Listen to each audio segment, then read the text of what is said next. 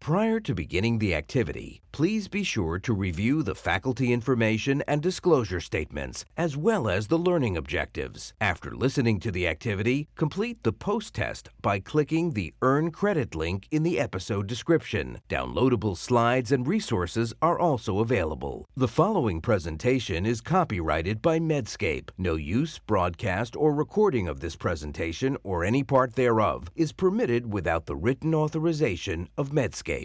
The following presentation is part of a certified educational activity provided by Medscape Education and supported by an independent educational grant from Stoke Therapeutics, Inc.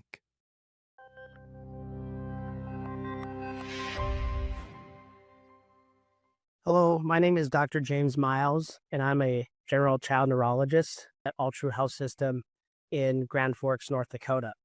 Welcome to this program titled Focus on the Future of Patient Care for Dravet Syndrome, where current therapy is missing the mark. In this specific chapter, I will be exploring the disease course for Dravet syndrome. One thing to keep in mind with Dravet syndrome is it's more than just seizures. I know we think about intractable seizures when we think about Dravet syndrome, but it's much more complex than that. In short, it's a rare developmental and epileptic encephalopathy that typically begins in infancy. It's often associated with variants in the SCN1A gene. But one thing that we want to highlight is that clinical burden extends far beyond just seizures. Disease impact may include developmental delays, cognitive impairment, complex behavioral symptoms, sleep dysfunction, and all this can lead to significant caregiver burden. In terms of early clinical presentation and the early signs of Dravet syndrome, this may include prolonged febrile seizures.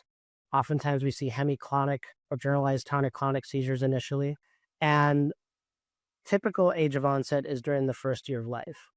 Over time, seizure types often evolve, and you can have a myriad of different seizure types. And not only can you have complex seizures, but you can also have developmental concerns, as well as other non-seizure symptoms that become more apparent as time goes on.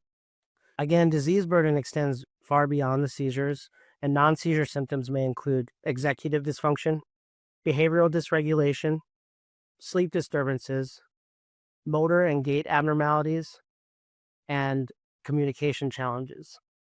And all these non-seizure symptoms can lead to a lot of functional impact, including school participation and academic performance, independence, especially as the individual becomes older, social functioning, and overall family quality of life. So one thing we really want to stress today is that symptoms evolve over time. In the beginning, we might be focusing more on seizure control and monitoring these developmental milestones and making sure the patient achieves developmental milestones as appropriately as possible.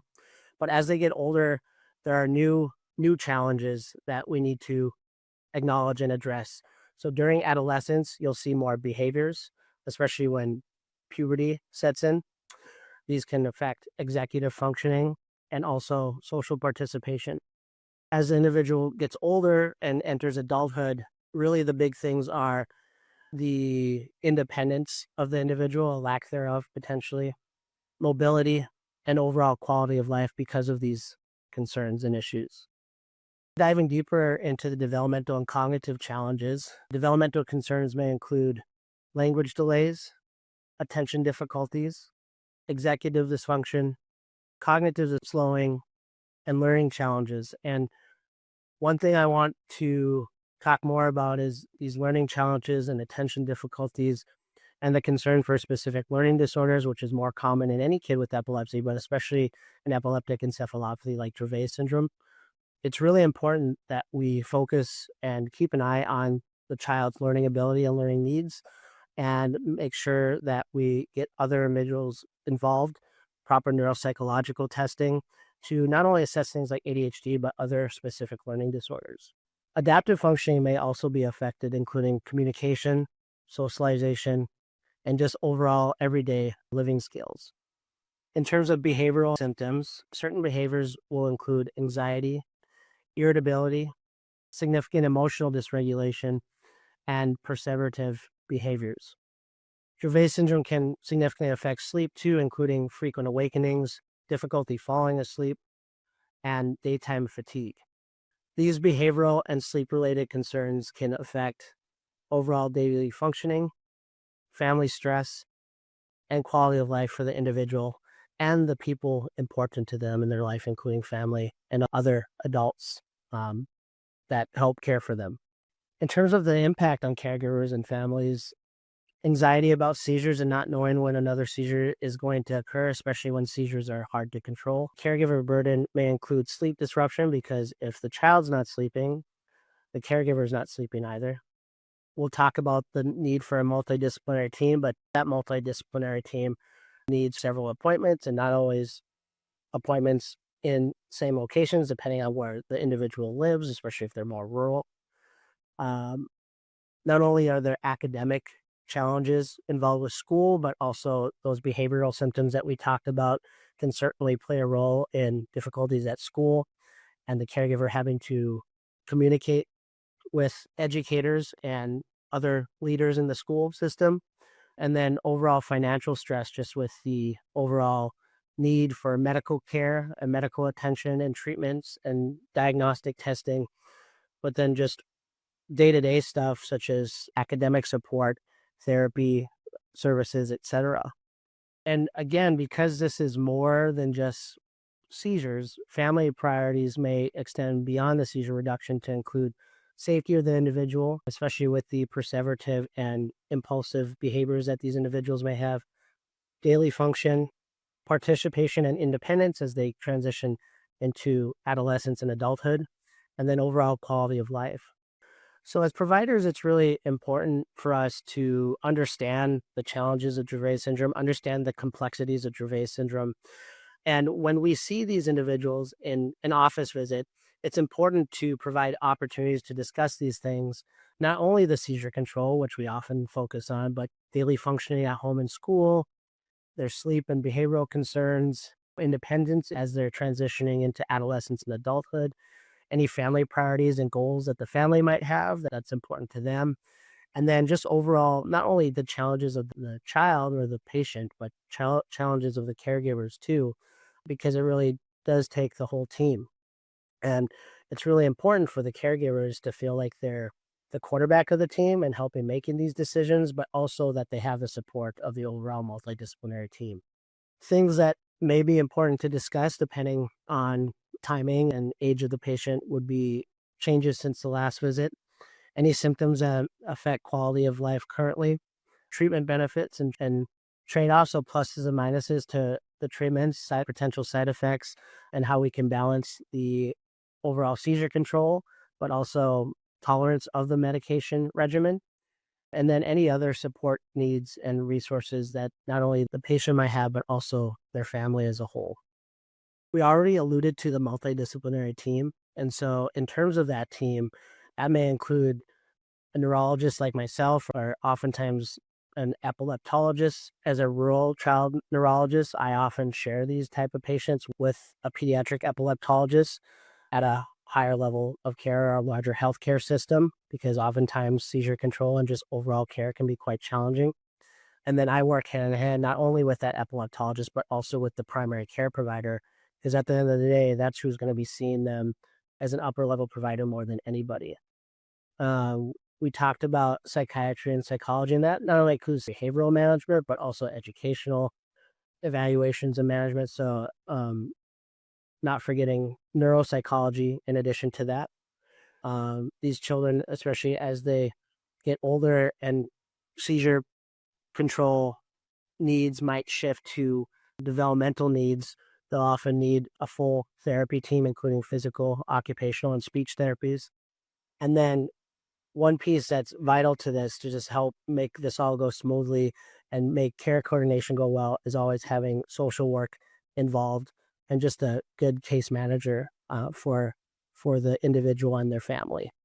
In an ideal situation, all these individuals are going to follow the patient longitudinally, and that way everyone in the team knows the patient and their family well. And so as the symptoms evolve, as the functional needs change, we can meet those needs and make sure that they have all the support, not only from a medical standpoint, but also from an educational standpoint. And depending on the providers, as these patients age into adulthood, it's really important to have a good transition plan for that individual, making sure they have adult providers waiting on the other side for them, if you will, so that they can not really skip a beat and just continue to have that great multidisciplinary care that all these patients deserve. So, the key takeaways from this chapter are that Dravet syndrome is associated with not only substantial seizure burden, but also non seizure burden as well. Symptoms and priorities can often evolve across the lifespan. Functional outcomes extend beyond seizure reduction, and earlier recognition may support more comprehensive care, which includes that longitudinal multidisciplinary team and a good transition plan as they age into adulthood. That concludes our chapter today. Thank you for participating in this activity.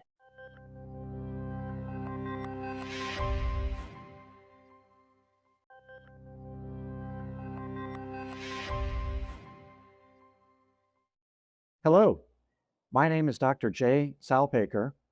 I'm the Director of Neuropsychiatry at Kennedy Krieger Institute in Baltimore, Maryland. I'm also on the faculty of Psychiatry and Neurology at Johns Hopkins University School of Medicine. I'm very happy to talk to you today about Dravet syndrome, particularly about the future of patient care and what current therapies can and cannot do. I'd like to discuss practical aspects, symptom assessment, and how to use those symptoms to individualize care. And finally, we'll talk about multidisciplinary coordination and how that is essential. And in fact, it might be the difference between success and failure. So Dravet syndrome is complicated, as are all of the complicated epileptic syndromes. And oftentimes, the seizure control itself is challenging, but what matters to parents and caregivers and patients themselves is the non-seizure symptoms. Sometimes they are equal or even more impactful on daily functioning and quality of life. We hear this all the time, where people say the seizures are manageable or maybe they're predictable, and people can adapt to seizure frequencies and how to manage those kinds of occurrences. What they have a harder time adapting to are the behavioral symptoms. Families will often talk about impulsivity, sleep disruption, communication difficulties, social relatedness and interaction. Also, keep in mind that different families and different caregivers have varying abilities to manage these non-seizure targets for treatment. Some people have a very high threshold for tolerating disruption, and some have very low. As clinicians, we're faced with trying to navigate what is most important to families in addition to how to optimize seizure control. Beyond seizure reduction, what we usually find is that symptoms coalesce among a few different areas. Impulsivity is the main thing. Impulsivity has to do with the delay between intention and action. Children and adolescents with Dravet syndrome or other complicated epilepsies may have difficulties modulating their function or their behavior. They might have behavior disruptions that escalate rapidly. And quite often, that is our target and our consideration for how to manage behavior or non-seizure outcomes along with seizure outcomes. The other thing that comes up all the time is sleep. So sleep is often a target for us. And then what also should be mentioned is caregiver stress. It can be very stressful dealing with complex epilepsy like Dravet syndrome. Caregivers can be very stressed out, their own quality of life and health can be at risk sometimes. So as clinicians, we want to make sure we pay attention to those things too. We also think about adaptive functioning. Can a child adapt to different contexts or different scenarios? School, to home, to recreational activities, to family activities. Sometimes the adaptations and the transitions are the trouble points. So we want to ask questions in order to not only identify symptom targets, but also when they occur. There's usually some sort of developmental context for some of those transitions as well, but also it has to do with family activities and what family goals and priorities happen to be. The hardest part about treating children as a neuropsychiatrist is that kids are a moving target. Development happens, brain growth happens, neurologic consolidation happens, And all of those things mean that time A and time B may differ in terms of treatment targets and symptom identification. So we do want to have a developmental perspective and think in terms of milestones and what a child has accomplished and what they still need to accomplish. That always gives context to symptom identification and picking treatments. So, how do we assess adaptive function? There are some excellent rating scales that are available. One of the most commonly used rating scales is the Vineland Adaptive Behavioral Scales. The Vineland is terrific because it gives developmental perspectives as well as functional perspectives. Now, the Vineland is kind of a lengthy tool to administer, but we can use components of the Vineland that can give us practical anchors for how a child or adolescent is functioning, and it can be useful just in that way. Another important scale for younger children, for infants and toddlers, is the Bailey scale. The Bailey scales are very sophisticated, requires a clinician who is trained to administer, but they can give us a good anchor and a good developmental perspective, particularly if other types of neuropsychological testing or objective testing is not possible. So these tools can assess daily living skills, independence, communication, and they can also guide educational support or practical strategies for school systems or care providers in different settings. So we talked a little bit about impulsivity. Another concept to be mindful about is irritability. Irritability has to do with being able to tolerate frustration, a general mood, and a comfort level in various circumstances or contexts. Some kids might get, quote, cranky. That's irritability. And sometimes that can be sustained. When we think about irritability or mood swings or emotional changes or lability, we sometimes think about mood states, even depression or anxiety. It's important to identify those symptoms and think in terms of impulse control as opposed to irritability and what might be the most prominent symptom. The reason to isolate those different symptoms is that it can gear treatment in different directions. The other thing to keep in mind is stereotype behavior or perseveration. Do children or adolescents get stuck on different activities where they can't deviate from their current plan or their current activity? That's perseveration. And that might also guide a different level of treatment.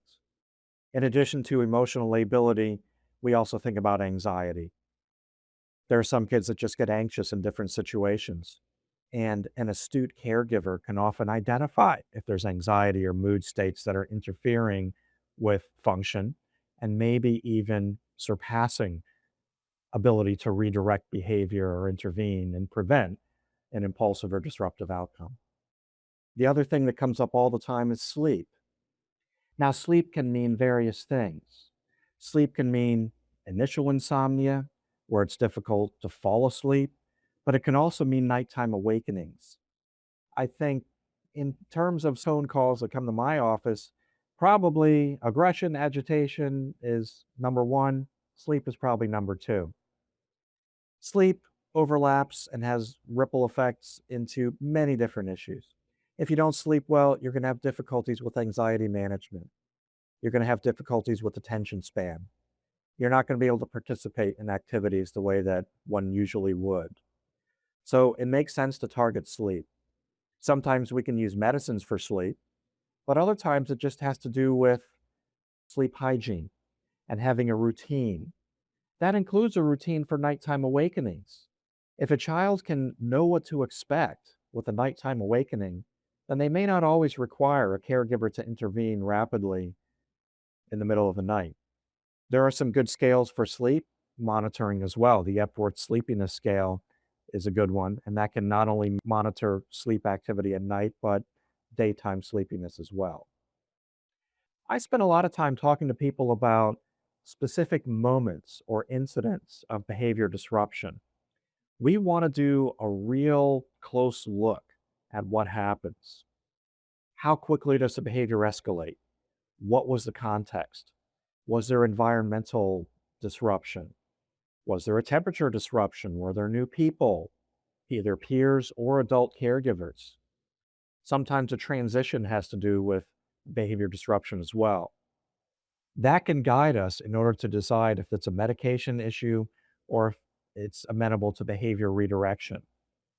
So, identifying the symptoms and doing a deep dive into the context of those symptoms will guide us in terms of therapy, accommodations, behavioral interventions, and even what sort of referrals or team building in terms of care providers we need to have.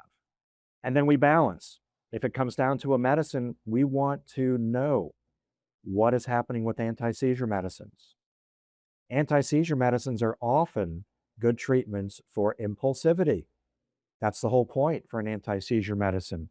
We add inhibitory control and sometimes prevent impulsive reactivity. If we can do that, we might have at hand one of the best pharmacologic treatments for impulse control. Now, there are nuances, of course, and details, but what does matter is we have a clear understanding of the symptoms, a clear understanding of the anti-seizure medicines and what kind of role they are providing in terms of seizure control, and maybe even what kind of role they're providing in terms of partial impulse control.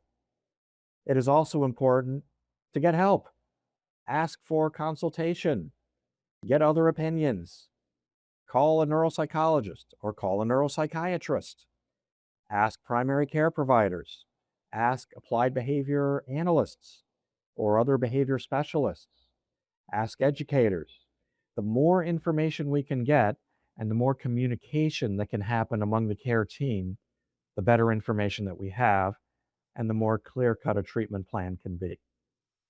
Oftentimes, it's an informal consultation, just with some details, to get more information, to find out, is it a spontaneous outburst? Is it a reactive outburst?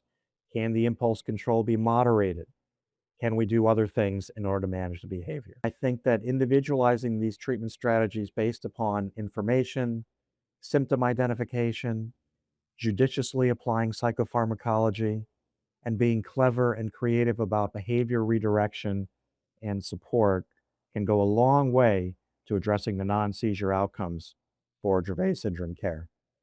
So, it is important to address caveats. We know that there are real-world challenges, and multidisciplinary care is not always feasible.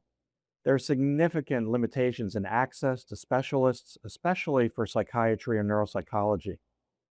There are some regions geographically where there are very few specialists, and there may be long wait times even if there are specialists. Often there are financial challenges or insurance challenges. We don't always get to have the care that we need or that we want. And I'll mention again, because it is worth mentioning, but the caregiver stress and burden is significant. A lot of time, families, caregivers, parents especially, are exhausted. Now, practical management strategies in those scenarios mean that we have to identify the most significant symptoms. We may not be able to pick everything, so it's important to pick the highest impact symptoms, and then we can leverage resources accordingly. It may not be a clinician. It might be a family member, a caregiver, an educator, some other care provider that's in the home. Those are the kind of people we need to leverage in order to identify symptoms and then design a treatment plan. The important thing for whoever the caregivers are, whoever the consultants are, is to coordinate communication. Communication across providers is critical for success. And then incorporating these goals and feedback into a consistent evolution of our treatment approach. That's how we succeed in the real world. So, key takeaways. Note that non-seizure symptoms contribute substantially to disease burden and may even be more significant for quality of life. We can't just focus on seizure reduction. We have to focus on the big picture, the whole person, and try to improve overall function, development, and quality of life. We can use structured assessments. We have tools available. They can give us good clues and anchors for how we can assess and track success in the future with different interventions. They can also go a long way to support individualized care. Symptom data and tracking will help fine-tune and refine treatment approaches and then personalize treatment goals. The same goals may not be relevant for every family and for every patient. We want to individualize treatment for what is most important to them. And then finally, multidisciplinary collaboration, if possible, and communication is central and essential to management. Thank you very much for your attention.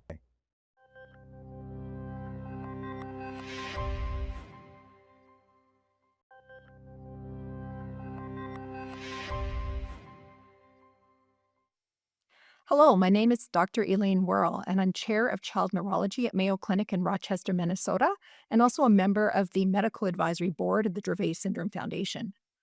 Welcome to the program entitled Focus on the Future of Patient Care for Dravet Syndrome. Where are current therapies missing the mark? In this chapter, I would like to discuss current management options for Dravet syndrome. Dravet syndrome is a developmental and epileptic encephalopathy. That's a severe group of epilepsies, often beginning in young children, where there are seizures, but also really important comorbidities such as intellectual disability, autism, and behavior problems. And because it's a DEE, management should focus on both seizures and associated comorbidities. It's really critical that all patients are screened periodically for comorbidities, which include intellectual disability, autism, sleep problems, behavior problems, and gait.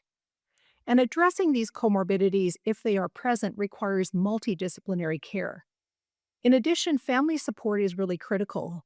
Making a diagnosis of Dravet syndrome is a life-changing diagnosis for the child, but also their extended family. For seizures, treatment may include anti-seizure medications, dietary options, or neuromodulation options. Patients are on an average of 3 anti-seizure medications at any one time. Escalation of medication should be considered if there are frequent seizures, particularly if those are convulsive seizures or prolonged seizures. However, it's important to remember that complete seizure freedom is generally not an achievable goal at this time with our current medications. While we want to maximize seizure control, we also want to avoid excess polypharmacy. And so if we're adding a medication, particularly to a child who's already on 2 or 3 medications, we should also be considering whether another medication can be tapered off. In addition to daily anti-seizure medications, all persons with Dravet syndrome should be provided a home rescue medication option, as well as a seizure action plan in the event of a seizure emergency, because those do happen repetitively in people with Dravet syndrome. We currently have 3 FDA-approved therapies specifically for Dravet syndrome: stiripentol, fenfluramine, and cannabidiol. All of these therapies have been proven to be efficacious in randomized placebo-controlled trials. With both fenfluramine and stiripentol, over 2/3 of patients experienced at least a 50% reduction in convulsive seizures, and over half experienced a greater than 75% reduction. Importantly, our current therapies, while they can provide meaningful seizure reduction, all of those are anti-seizure medication. They do not target the underlying etiology, which in Dravet syndrome is the NaV1.1 protein haploinsufficiency. And importantly, the comorbidities in Dravet syndrome are due to that haploinsufficiency. And thus, our currently approved medications for Dravet syndrome right now do not really markedly improve those comorbidities. In addition, we also have older anti-seizure medications that do have efficacy in Dravet syndrome. These include medications like valproic acid, clobazam, or topiramate. However, the evidence to support their use in Dravet syndrome is less strong, and overall, these medications have lower efficacy than the current FDA-approved therapies specifically for Dravet syndrome. We know that our anti-seizure medications for Dravet syndrome act through different mechanisms. And it's important to remember that no single approach is appropriate for every patient. When we're thinking about what medication do we want to use next, we need to consider several factors. Firstly, the expected efficacy on seizures. And again, as I had mentioned, our current FDA-approved therapies appear to be more efficacious than our older therapies. We want to think about what other comorbidities does that patient have and try and match that to potential concerns that could arise from side effects of these medications. We want to look at safety and tolerability of these medications. And very importantly, we want to think about what other medications is this patient taking and consider possible drug-drug interactions. Drug-drug interactions are important in Dravet syndrome. As I've already mentioned, polypharmacy is very common with patients on an average of 3 anti-seizure medications at any one time, and many of them are also on medications for behavior or sleep. We know that drug-drug interactions can affect both the efficacy and the tolerability of medication. And importantly, when medications are being added or potentially medications being tapered down, we need to monitor those patients very carefully, and we need to counsel their caregivers on what are the potential concerns that they may see. Furthermore, these patients should then be reassessed following completion of that drug change. There's a couple of important drug-drug interactions that I would like to highlight. First of all, interactions between both stiripentol and CBD and clobazam. So stiripentol and CBD both increase clobazam levels, and they increase the active metabolite norclobazam levels. Those increases can be 3 to 5-fold. And so if we're using stiripentol or CBD in combination with clobazam, and that patient is already on a high dose of clobazam, we may want to think about reducing the dose of clobazam to avoid toxicity. In addition, when we're using stiripentol and fenfluramine together, we need to ensure that fenfluramine is used at a lower dose because of the drug-drug interaction. And then fenfluramine, while it is a very effective anti-seizure medication, if it's combined with other serotonergic agents that are commonly used for sleep or behavior management, this can increase the risk of serotonin syndrome in that patient. So while anti-seizure medications often reduce seizure frequency and/or severity, we also want to be aware of potential changes in non-seizure symptoms. And those changes can either be favorable or unfavorable. So we want to pay attention to alertness. If that patient is on medication and that medication is significantly impairing alertness, that's a concern. Other areas that we want to focus on would be sleep or behavior. And we need to ask about both seizures and these other symptoms when assessing whether that medication has been beneficial or not. There are non-medication options in Dravet syndrome, including dietary therapy like ketogenic diet or neuromodulation such as vagus nerve stimulation. These therapies can be considered if there are frequent persistent seizures, despite the use of optimal anti-seizure medications for Dravet syndrome. But typically, these options are not considered first or second line. We do try the Dravet-specific medications first. Considerations for dietary therapy also include whether that patient and the family can adhere to the diet. So can the child adhere to the diet, and is that actually feasible for the family? We also want to ensure if we're going to use ketogenic diet therapy that that patient will be able to meet the monitoring requirements, and those require regular visits with the dietitian to ensure growth is okay, as well as monitoring blood and urine studies. When these non-medications are used, they are often used alongside pharmacologic therapy. Rescue therapy and seizure action plans are also critical for all patients with Dravet syndrome. All patients need a home rescue option, and there's various options available, and we choose those based on the patient's age and the family preference. Options can be given nasally, buccally, or rectally. In addition, all patients need a seizure action plan. There's actually seizure action plans that can be downloaded from your local Epilepsy Foundation website. You just need to complete the details for your patient. Education of parents and other caregivers, such as teachers or aides, regarding potential seizure triggers. These include illness, fever, warm ambient temperatures, or even excitement, as well as seizure safety and the management of seizure emergencies is critical. And if we prepare appropriately, that can reduce treatment delays if there is a seizure emergency. We know that there are certain medications that can actually exacerbate seizures in Dravet syndrome. And the biggest group there are certain sodium channel blockers. Examples include oxcarbazepine, carbamazepine, phenytoin, and even lamotrigine. And these are generally not recommended for use in Dravet syndrome because they can make seizures worse. I'd like to also comment on levetiracetam, which is a very commonly used first-line anti-seizure medication for children. And in Dravet syndrome, it typically doesn't worsen seizures, but it's also not very effective for seizures. And therefore, I don't think it should be used first line. I think to use the Dravet specific medications first line makes sense. Earlier recognition of Dravet syndrome may also help in appropriate treatment. So, if we're thinking about a patient who's very young who presents with a prolonged focal hemiclonic seizure, recognizing that that could be Dravet syndrome, and therefore recognizing that we should not be using a sodium channel blocker like oxcarbazepine for that patient. Other supportive interventions are also critical. Involvement of physical therapy, occupational therapy, and speech therapy very early on. And I think we can start involving these therapies really at the time of diagnosis. Ensuring that we have behavioral support for those patients who have challenges with behavior, educational services when these children go to school to make sure that they have an individualized education plan or a 504 plan. And then social work support is really critical for these families. All of these supportive interventions are used alongside medical therapy. Some practical considerations in long-term management. We need to be sure that we are reassessing these patients on an ongoing basis, ensuring that the medications that they are on are tolerated and are providing important reduction in seizures.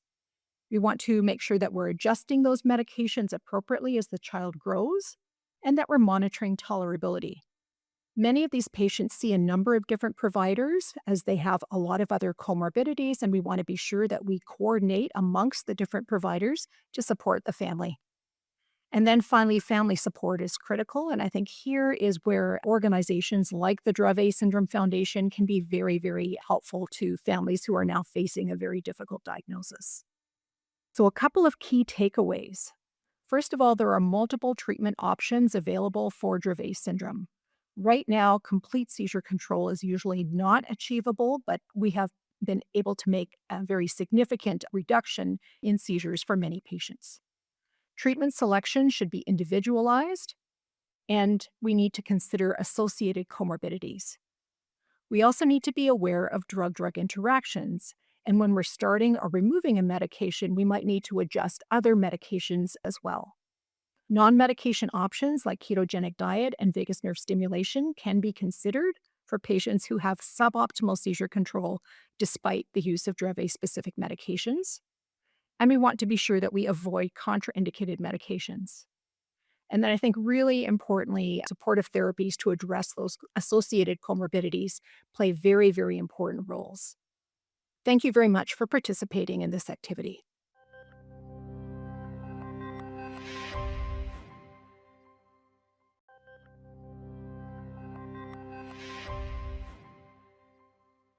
Hi, I'm Dr. Scott Perry, the head of neurosciences at the Jane and John Justin Institute for Mind Health at Cook Children's Medical Center in Fort Worth, Texas. And I'd like to welcome you to this program titled Focus on the Future of Patient Care for Dravet Syndrome. Where are current therapies missing the mark? In this chapter, I'm going to explore potential disease-modifying therapies that are currently under investigation for Dravet syndrome. Now, why do we even need disease-modifying therapies? I think we start by looking at what we have available to us currently as anti-seizure medications approved for the treatment of Dravet syndrome. And while they are great and have really changed the landscape of Dravet syndrome treatment, there are some shortcomings. The first and most notable is that these are drugs that primarily focus on the symptom of seizures. They are anti-seizure medications. And unfortunately, they do little to address the multiple other comorbid symptoms that we find in Dravet syndrome. Of course, as with all therapies, these drugs may have side effects, and there certainly can be some drug-drug interactions that complicate the use of these treatments at times. And that's really where disease-modifying therapies will maybe begin to help us in addressing some of these shortcomings. The most notable is that disease-modifying therapies are designed as a precision medicine approach. They are designed to hopefully bring us not only improvements in seizures, but potentially address the non-seizure symptoms of Dravet syndrome. So, to understand how disease modification works, first we have to understand why Dravet syndrome happens. And Dravet syndrome happens for the majority of people because of a variant in the SCN1A channel, which causes a loss of function. This is a disease of haploinsufficiency. So what that means is that we all have two copies of SCN1A DNA, and in people with Dravet syndrome, one of those copies has a variant which ultimately produces a poorly or non-functioning protein, and the other gene is very healthy and working normally. The majority of these mutations in Dravet syndrome can be missense mutations or truncating mutations that ultimately cause this disease. So now that we understand the reason for Dravet syndrome and we understand that what we want to do is truly attack something besides just the seizures, let's talk about what therapies are currently under investigation. The first I want to talk about is one called ETX-101. This is an adeno-associated viral vector therapy. So let me break that down for what that means. In this case, we've taken what is a adenovirus, and this adenovirus contains a GABAergic cell-selective regulatory element, which allows it to essentially infect the cells where the problem is most notable in Dravet syndrome. So for Dravet syndrome, the SCN1A, the sodium protein that is produced, is highly expressed in the inhibitory GABAergic interneurons of the brain. So this regulatory component on ETX-101 allows the virus to specifically bind to those inhibitory neurons. When it binds to those neurons, it essentially infects those neurons with what is a transcription factor. That transcription factor binds to the SCN1A DNA and capitalizes on the healthy version. It allows the healthy version to produce more messenger RNA and ultimately more protein to make up for the SCN1A gene that has a variant in it. This has gone on to phase 1 and 2A studies, and we've been fortunate to get some of the early results just recently, where 21 patients have been treated. Most importantly, there have been no treatment-related severe adverse events or dose-limiting toxicities, and the most common treatment-emergent adverse event thus far has been elevation of liver transaminases, which resolved for patients typically with simply extended time on oral steroid treatment as part of the protocol. Now, when we think about the efficacy of the median seizure reduction so far in the studies has been about 76%, and notably 83% median reduction in convulsive seizure frequency through week 28 has been seen in patients who received prednisolone without sirolimus. Now, when the protocol initially began, patients were receiving both prednisolone and sirolimus as part of an immunosuppressive therapy, since this is a viral vector trial. As the study went on, the sirolimus was eliminated from the protocol, and what they've noted is that people that got just steroids actually had higher seizure reductions overall than those that got both prophylactic treatments. Now, it's not just about seizures, as I mentioned before. So if we look at some of the non-seizure outcomes, the results thus far have shown meaningful improvements in the Vineland Adaptive Behavior Scales. So if you're not familiar, the Vineland is a common scale that is used to measure adaptive behavior and is subdivided in categories such as communication, motor, and social interaction, for example. Now, communication, which is an area that caregivers of people with Dravet syndrome rank as one of the highest areas of need in this condition, the results showed up to 20 growth scale value improvements at 1 year. What's even more, I think, exciting is that this study treated kids that were in a young age group, so as young as 6 months for inclusion. And what they have seen thus far is some of the patients that got some of the lowest doses but were under 24 months of age at the time of dosing have shown cognitive skill acquisition that is very similar to neurotypical developmental trajectories. This is currently in a phase 2 trial called the Endeavor trial. The phase 1 and 2A program has been across multiple parts. Part 1A included people from 6 to less than 36 months of age. Part 1B included children 48 months to less than 18 years. And Part 2 is a randomized sham-controlled trial enrolling people from 6 months to 48 months in age.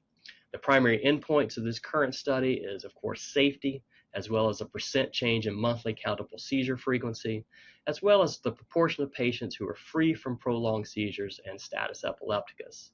Additionally, they'll be looking at non-seizure outcomes utilizing the Vineland-3 and the Bayley-4 subdomain scales. Now, there's another treatment that is under investigation right now called zorevunersen. Zorevunersen is an antisense oligonucleotide therapy.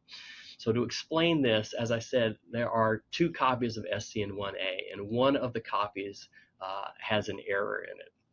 What happens is the SCN1A DNA gets made into pre-messenger RNA, and naturally, pre-messenger RNA may have something in it that's been called a poison exon or a nonsense-mediated decay exon. This is essentially a piece of genetic material that when read are instructions to destroy the copy. So naturally, healthy copies of SCN1A get destroyed all the time. So what this antisense oligonucleotide does is it binds to that nonsense-mediated decay exon, and by binding to it, it is able to turn it off. So what happens is that healthy versions of the messenger RNA then get through, and because more healthy versions get through, you end up with more protein, and essentially using the healthy version of the DNA to upregulate production of protein to make up for that is missing from the variant gene.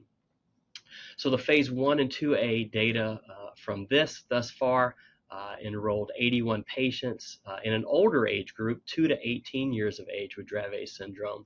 This was an ascending dose, single and multiple ascending dose study. So doses anywhere from 10 milligrams to 70 milligrams were studied with the doses given intrathecally over time.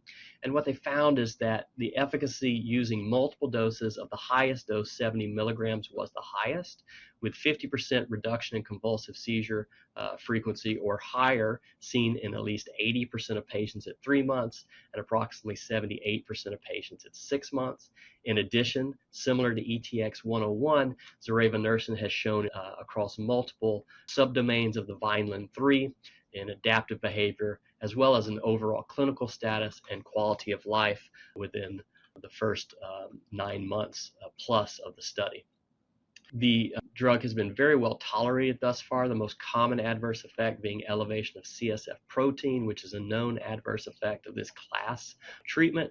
And then you also see procedural type adverse effects from spinal taps like vomiting and post-LP syndrome, for example.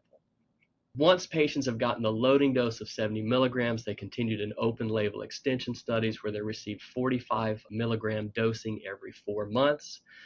And the open label extension thus far has shown durable reductions in convulsive seizure frequency up to 36 months plus at this point, as well as meaningful improvements in cognition, behavior, and functioning at 36 months plus as well, with no new significant adverse effect profiles noted in the long-term open label extension. The zorevunersen phase 3 trial, called the Emperor trial, is now open, and this is also a randomized sham-controlled trial, but enrolling children in an older age group, 2 years to less than 18 years of age. The primary outcome being a change in motor seizure frequency, and then secondary outcomes, change in cognitive and behavioral symptoms as measured by the Vineland-3. Now, these are not the only 2 therapies that are in investigation. There are several others coming along. The one that is furthest along right now is called ION337. This is also an antisense oligonucleotide. The Ascend trial, which is a phase 1-2 clinical trial, has recently begun enrollment for this particular therapy. There's limited information about this treatment thus far. The main differentiating factor that has been noted is that the half-life may be longer, which will allow for less frequent dosing. So as opposed to the every 4-month dosing of zorevunersen, this potentially can be dosed maybe less often, but still several times per year, most likely. So let's talk briefly about where these therapies might fit into Dravet syndrome care and other things we need to consider. First of all, I think this is very interesting data that is truly demonstrating the potential to modify the course of Dravet syndrome and be a true disease modifying therapy. There are some key differences between the two drugs that are furthest along. ETX-101 is potentially a one-time therapy given intraventricularly, whereas zorevunersen will require multiple doses, but it's given intrathecally. There are, of course, pros and cons to both therapies, but both have thus far shown significant reduction in seizures, changes in non-seizure outcomes, and a good safety profile. Certainly, it would seem likely that earlier intervention is going to bring about more neurodevelopmental benefit, and I think that's somewhat been shown with these studies. Certainly, it's easier to keep a child on a normal developmental track than it is to correct a child who has already fallen off of track. And we know that in Dravet syndrome, between the ages of 1 and 3, we start to see a deviation of normal neurodevelopment. Some of the things we don't know yet, but I am eager to find out, is what kind of impact these drugs can have in older populations, because I do believe they bring benefit, not only seizures, but also non-seizure benefits even in older populations. I think it'll be interesting to see where this plays in for people who have lower seizure frequencies because of all the good treatments we already have available, but still need therapies to improve their cognition and non-seizure symptoms. I think these therapies will have a meaningful role in situations as that too.